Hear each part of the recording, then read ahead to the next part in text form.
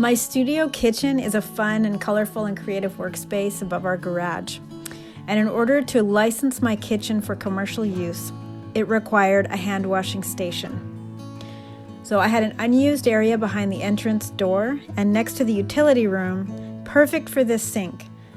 I decided to make this mosaic countertop. It was so fun. Let me show you how I did it. This area has dimensions of 2 foot by 4 feet. And we ordered this corner sink on Wayfair, I think. And we built a little nook with a storage underneath and on top. This workspace was put together on a very tight budget, installing just the essentials to make it functional. So in the meantime, I painted the countertop to match the floor. I had a bunch of old flower vases, plates, teacups, and coffee mugs taking up space. And I also found some more interesting pieces at the local thrift shop. I had a good time smashing them with a hammer. I suppose I could have been more civilized about it, but it turns out that wasn't necessary. I started out by laying out a preliminary design before gluing them down.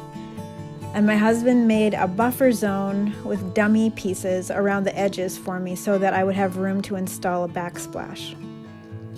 Most of the process was me flying by the seat of my pants. I'd watched a few other videos of others doing something similar, and I was just eager to jump in. I used Lepage PL Premium glue. This glue is pretty intense to work with. I recommend buying a box of tightly fitting latex gloves. Not all of my ceramic pieces were flat. Some of them were curved, and I tried to use pieces that were minimally curved on the countertop, but I intended to smooth the surface over with a couple layers of epoxy resin, so this wasn't a really big concern. On the backsplashes, I was more playful with the texture, using pieces that stuck out or had a deeper curve to them. And in addition to broken dishes, cups, and vases, I also incorporated some glass rounds. It was a lot of fun, and it was a lot like doing a jigsaw puzzle. Once everything was glued in place, I mixed up some grout and I applied it to my countertop and the backsplash boards.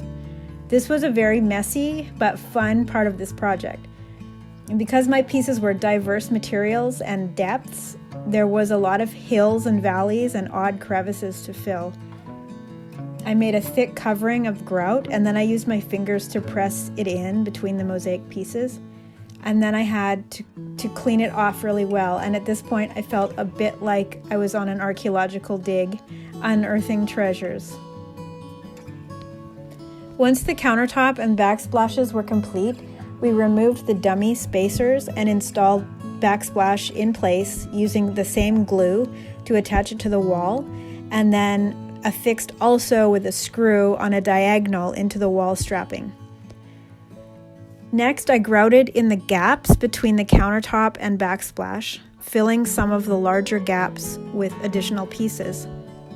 At this point, I ran out of my original grout and I could not find the same color locally, so I used a darker one. The original grout was called Mocha and the second was called Charcoal. It's a little bit darker, however, it didn't really make a big difference to the end result. Once everything was installed, I started with the epoxy resin. I'm using this easy Cast Epoxy. This is the first time in my life I've ever used epoxy. This is after the first layer, and it turned out really nice, but I just coated the surface and filled in the lower elevations in the mosaic with the mixture. And a couple days later, we installed the trim on the top and the front of the countertop. These are actually scrap wood from a lumber torrefication factory near us. Beautiful scraps of any kind of wood from around the world.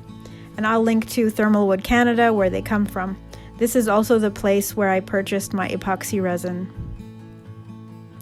I did a second and third coat of epoxy, and the second coat was the thickest because we added a lip board to the front so I could level the countertop with the resin.